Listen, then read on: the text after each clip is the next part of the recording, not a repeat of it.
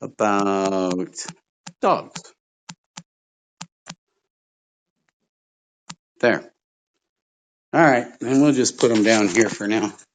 They can keep an eye on us as we get ready for morning treats, breakfast, etc., etc.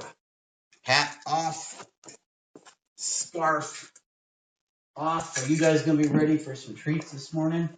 You guys gonna be ready for some breakfast? First, I need some butts and paws. First and foremost, butts and paws is what I need. You guys gonna be ready to eat some chow? Y'all gonna be ready for some treats here in a bit? First, we need to do butts and paws. Is what we got to do first. This is mandatory. All right, over here. Everybody with me. Here we go. That's the ticket. Okay, so two fish. Oh, dishes. Oh, the love. Oh, the love. Yes. Just like children, huh?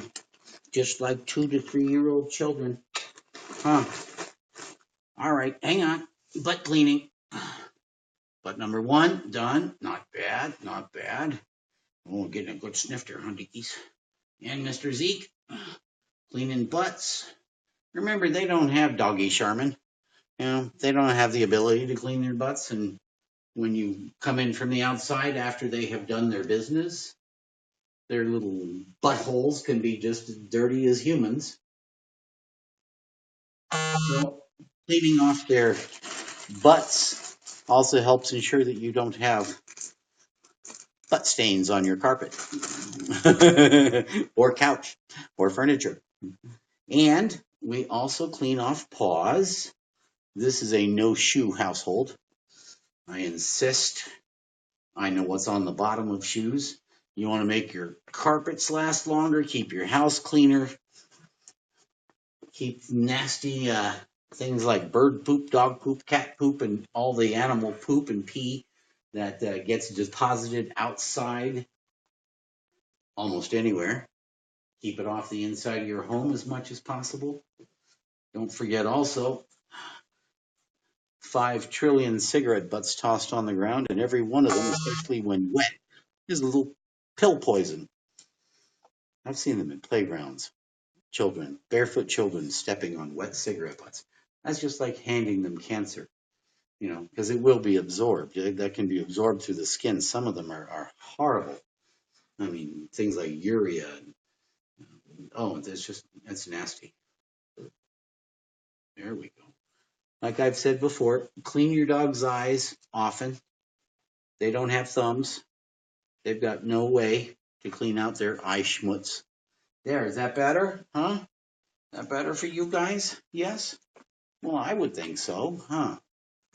I would think so immensely. All right, I got to get this sweater off because it is way too warm in here wearing this sweater. So y'all don't mind me, but I know I'll pay you more attention after I get this sweater off because I am basically just sweating my butt off here. Whew, that was much better. Much, much better. Yeah, it was just too darn warm in that thing. Hey, who's joined us? We got so many on board here. Doo-doo-doo. Hey, Tony, what's happening? I think you know these guys. Zachary, 13, he's a chug. Zeke, he's about 4, he's a chiggy. That's a Chihuahua Welsh Corgi. The chug is a Chihuahua pug. And then Zoe is my Chiweenie. That's a Dachshund Chihuahua. She's about 12.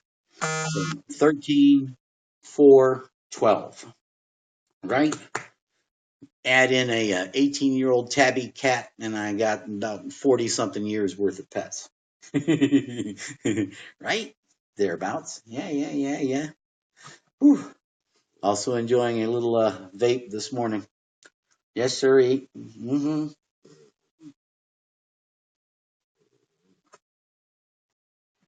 Help my back. Right? Oh, the troubles. Oh, the troubles. If you guys have any questions on dogs, I'm writing a dog book, so Uh, Tony John Parker. Welcome, Tony John Parker. Fan me if you haven't already. I'll be back on here in a couple hours doing stuff about personal training and health coaching, helping people hopefully get their health back in balance, get their weight and blood sugars and all the things that are important for being healthy, the things that you should be talking about with your doctor during your physical. Things like keeping your BMI where it's supposed to be, keeping your blood sugars where they're supposed to be so you don't become diabetic. Obviously, the BMI is based on your height and your weight, so obviously keeping your weight in a good number is important. I know. I used to be 110 pounds heavier. I was 252 pounds at one point. So I got really, really big. And I was a cigarette smoker too for 31 years. I did not do myself any favors, Tony, believe me. So when I got hit with type 2 diabetes, I had to start making some changes. So yeah. Anyhow, I'll be talking about that kind of stuff here in a couple hours. I got to go do my mileage, feed these guys some breakfast. Dogs really are about the same mentality as a 2 to 3 year old child.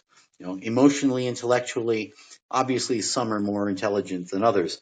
But I don't care if it's the biggest Rottie or the smallest Chihuahua. They're all personality and basically the same.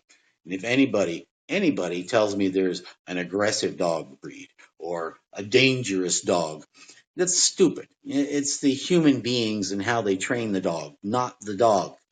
I know pit bulls and mastiffs and Rottweilers and Dobermans and Shepherds. Shepherd was my first dog, German Shepherd. I can guarantee you there's no such thing as a dog that's born aggressive.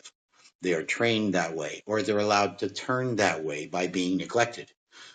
Or worse, the ones that are trained to fight.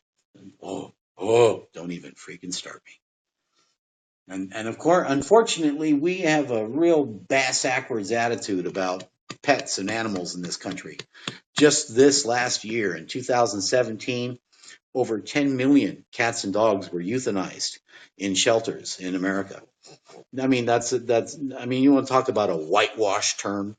Euthanized. Let's call it what it is. Abandoned animals that weren't adopted were killed. Period. Dogs, cats. I mean, you can go to your local shelter, you'll find everything. It's amazing. I mean, rabbits and snakes, and birds and gerbils and hamsters, not just cats and dogs, but almost anything. It's crazy. People take in a pet, they don't realize it's going to be a long-term lifetime commitment, and there's things involved, these guys need doctor's visits, inoculations, they need shots, immunizations, they have to have their teeth cleaned. I mean, anytime they get sick, you have to take them to the doctor. I mean, it's just like having a child for 15 to 20 years, a 2 to 3 year old child for 15 to 20 years, one that never grows up and leaves the house. So adopting a pet is a lifetime thing. When you take a cat or a dog into your home or any kind of pet, then you pretty much expect for the next 15, 20 years, you're going to be responsible for that animal. And that's unfortunately not as many people take that into account as they should. That's why people do silly things like giving cats and dogs, kittens, and puppies as Christmas presents to people who don't even have the faintest idea it's coming. And then they get this. It's just like, say, here's a 20-year responsibility. Here you go. Enjoy it. These animals wind up getting taken back to shelters, thrown in backyards, or worse yet, just cut loose on the streets. It's crazy. Like I said, last year, 10 million cats and dogs were euthanized in American shelters alone. 10 million. That's unacceptable. Absolutely unacceptable. The story of Zachary, his rescue story, is a harrowing one. I rescued him in an apartment complex where he had been abandoned in 2009.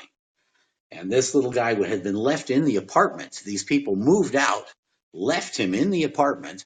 And by the time they went in there, the landlord went in there, he was just about starved to death. And he took off like a shot. They couldn't catch him. All he wanted to do was bite people. So this was, yeah, 2009. He was about half the weight he is now. When I finally, I literally had to trap him. I caught him using a Happy Meal. I went and got chicken nuggets and fries. It's my usual animal thing because they're either going to go for the burger, the nuggets, or the fries. I guarantee you. If you're ever doing dog rescue, and I'm doing small dog rescue for 30 years, that's mainstay. I've hit the local McDonald's. I get a Happy Meal or two depending on the size dog we're trying to catch. And that, just the smell alone will usually get them to calm down enough where you can get close enough where, I literally had to throw a blanket over this guy and grab him, and he the whole time, despite the fact that he was probably within a day or two of dying from starvation. But oh, feisty, still is. Anyhow, so I picked him up. I got him in that blanket. I got him in the carrier and got him home. It was 9, 10 o'clock at night by the time I finally got him home. He was covered in fleas, so I had to uh, put him. I had to set him in the bathroom by himself. And defleed him right away. And the next morning, got him into the vet. And the funny thing is, this guy, the biggest thing on him at the time was the first thing that the vet took off, if you know what I mean. Snip, snip. Seriously, he had a big set on him, this little guy. Yes, he did. And when I took him into the vet that first morning in 2009, the vet thought he was somewhere between 3 and 5 years old. So I was thinking maybe around 2 or 3. So that means, he's now somewhere maybe between 11 and 13 in the general range. But he acts like a puppy all the time. He's constantly talk about happy. And of course, the smallest of the bunch is the one who's the toughest. Last year, thought he was going to go after a Rottweiler. Uh-huh. Thank God he responds to verbal commands. And don't let anybody tell you you can't train a dog by voice. And I don't care if it's a big dog or small dog. Every dog, again, how they behave, their personality is going to depend 100% on the human being that's putting in the training and the time and the love and the caring necessary to turn them into, just like, you're raising children, you want to raise, a healthy, happy, productive adult. For me, having a dog, you're never going to have an adult come out of the dog. But you can have a very well behaved, very caring, very well trained animal of any breed. It doesn't matter. And people have told me in the past, there's no way to train a Chihuahua. Of course there is. I mean, you can't associate dogs by breed. A dog is a dog. They all have a 2 to 3 year old mentality, all of them. I've had big dogs, small dogs. My Dane was 130 pounds. Thought he was a lap dog. In the same vein, my German Shepherd, 65 pounds, thought he was a lap dog. Right?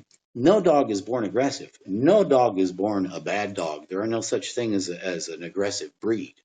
Only trained by humans to be that way or neglected. If a dog is neglected and left out on its own, it will become feral again. It will get that instinct back and have the ability to turn on anyone or anything. You bet. And remember, these guys are mammals just like us, and all mammals have a limbic system. And a limbic system simply means they have the ability to feel emotions and feelings the exact same as we do. In fact, there's only one emotion, one feeling that I associate with humans that I have yet to see in a dog. And I'm writing a dog book. I do consider myself something of an expert on dogs. I've had dogs my entire life, every size. I've been doing dog rescue for 3 decades. And I have been studying dog emotions intently, especially for the last 5 years, because I've been intending on writing a dog book. But first, I wanted to write the human book. That one's already out. 2014 on Amazon, Barnes and Noble, Kindle, pushing double nickels. You can go look at it. In that book, I do talk about animals and our issue with being responsible on this planet for all of the animal life forms and the planet itself. But the animals that share the planet with us, they're our responsibility, all of them. Even the ones who sustain us. I'm a meat eater, but I will not put up with abusing the animals that sustain us. If I had the ability to go hunt my own meat, in my vicinity, I would do so. I have absolutely no problem with putting food on the table for me or my family. And trophy hunting, killing for pleasure, just to put a head on the wall, don't even talk to me about that. That is absolutely unacceptable. You want to go shoot something, bring a camera. Hmm? Please. So, anyhow, I'll get off my soapbox on that one. If you guys have any questions on dogs, ask. I love to share what I know anyway. See who's joined us. Say hi to everybody. Hey, what's going on? Man. Holmes. Hey, Holmes. Shadow. Tony's still with us. Glad you guys are at least looking in. I'm going to be back on here in a couple hours after I go do my mileage and talk to you guys about being healthy, staying balanced. I used to be 110 pounds heavier. I was 252 pounds and a 30-year cigarette smoker. And they hit me with type 2 diabetes in my mid 40s. I'm 58. I'll be 59 coming up here in a few months. But they hit me with type 2 diabetes in my mid 40s. And the doctor said, you've got to lose weight. You've got to quit smoking. You need to make some changes. Otherwise, start picking fingers and toes you don't like because they're going to cut them off. I didn't like that idea. I like all my toes. I like all my fingers. So I had to make the changes. I was fortunate enough to be able to fall back on my Marine Corps training. I'm a retired Marine. So I kicked my own butt in gear and slowly, over time, took off 110 pounds. I got rid of the cigarettes July 15, 2005, last one. But the weight, I didn't get heavy overnight, so obviously I wasn't going to lose weight overnight. Now I help other people lose weight, quit smoking, get in shape, uh, work with the people that either have prediabetes or diabetes and their doctors, people who are managing chronic back pain. I have chronic back pain. A lot of things that help people mostly because I've been through it. And I got certified as a personal trainer and certified as a health coach simply because I always push certifications. I was in computer training for 25 years. And for me, I always told my guys and gals, get certified, get your MCSE, get your CNE, get your CNA, get your database administrator, get all of the certifications for what you do that back up the experience you have. That way, anytime you're going in for a job, one, they see that A, you've got the certifications, you took the time to back up what you say with a certification to prove you have that knowledge. And B, you have the experience to actually go in and do what it is the certification says you can do. So for me, becoming a certified health coach, that was the goal, and the personal trainer was prerequisite. It was a step along the way, because my specialties, again, helping people get back in balance, losing weight, people that need to gain weight. I work with an anorexic or two also. People that have diabetes or are right on the pre-diabetes list. Remember, there's 84 million Americans right now that are pre-diabetic. Out of 330 million of us, 84 million are pre-diabetic, right on the line. So for me, that's low-hanging fruit. If I can get those folks just 10% off their body weight, just 10% even, that can take them off that list and at least get them on track to being healthier. Anyhow, I'll get off my soapbox on that until I'm back online here in a couple hours. Talk about personal training and health issues.